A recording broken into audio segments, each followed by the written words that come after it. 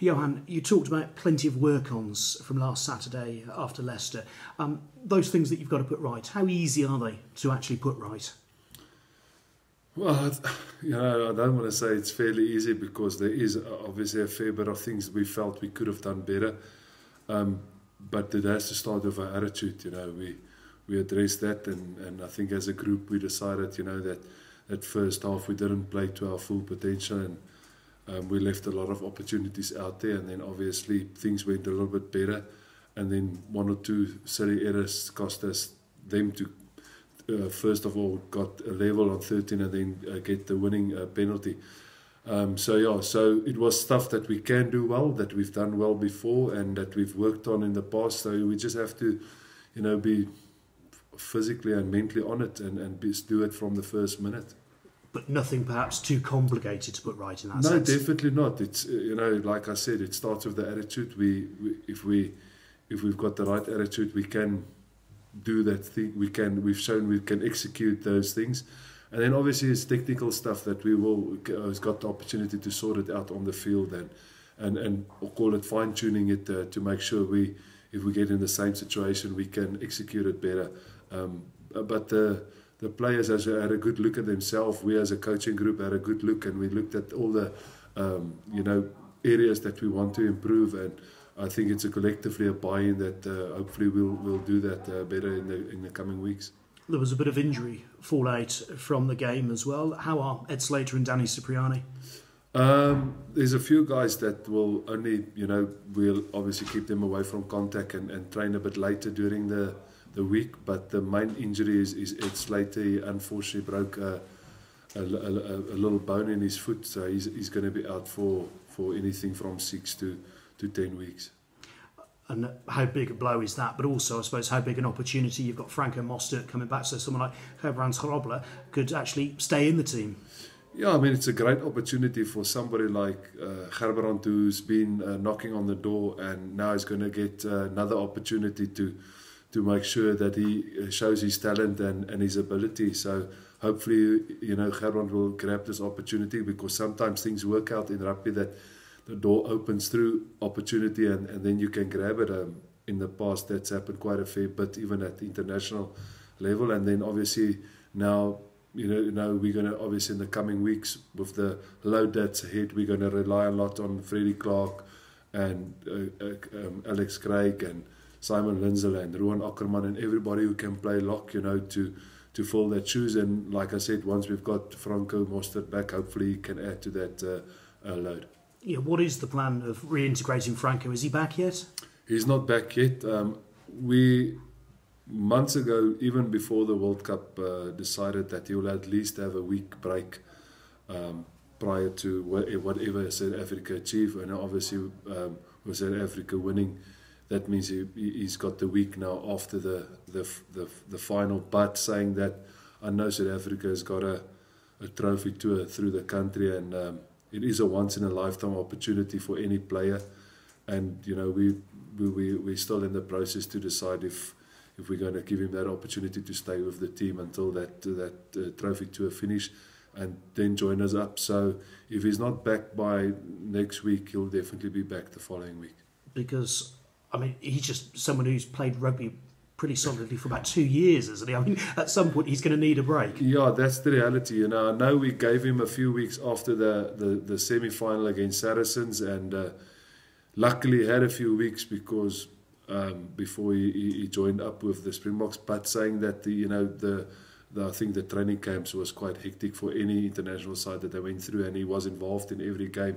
The good thing for us was the last few games he was only on the bench, so his minutes is not as much as what we anticipated, but saying that he still got up quite early on the final. And I think it's more an emotional thing as well, and a mental thing that we have to consider, because again, well done to the South Africa who won it, but now it's obviously a big emotional time for those players, especially Franco is on the second flight, who only arrives I think tonight or tomorrow in South Africa. So whatever they only will realise from tomorrow and Thursday what they've achieved, because the country is obviously going to be in a standstill, and that's going to probably be a big emotional moment for all those players.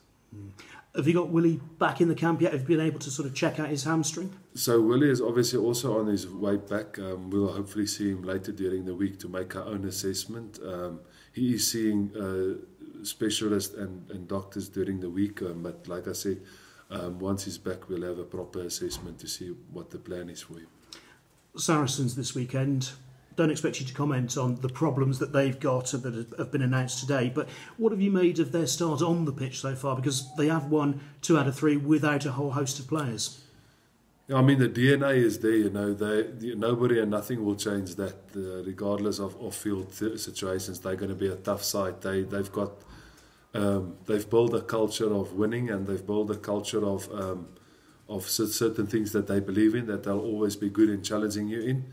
And we expect nothing less. Whatever team is going to come down, it will be a team that will want to have a point to prove. So we have to obviously look at ourselves, and we can't afford to play anything like we've done on the weekend. We have to be much better and prepare for a Saracen side that will be well motivated. And like I just said, they've got their structures well in place, how they want to play. The players, whatever team they put out, will always be well drilled, well coached, and therefore they bring you a massive challenge.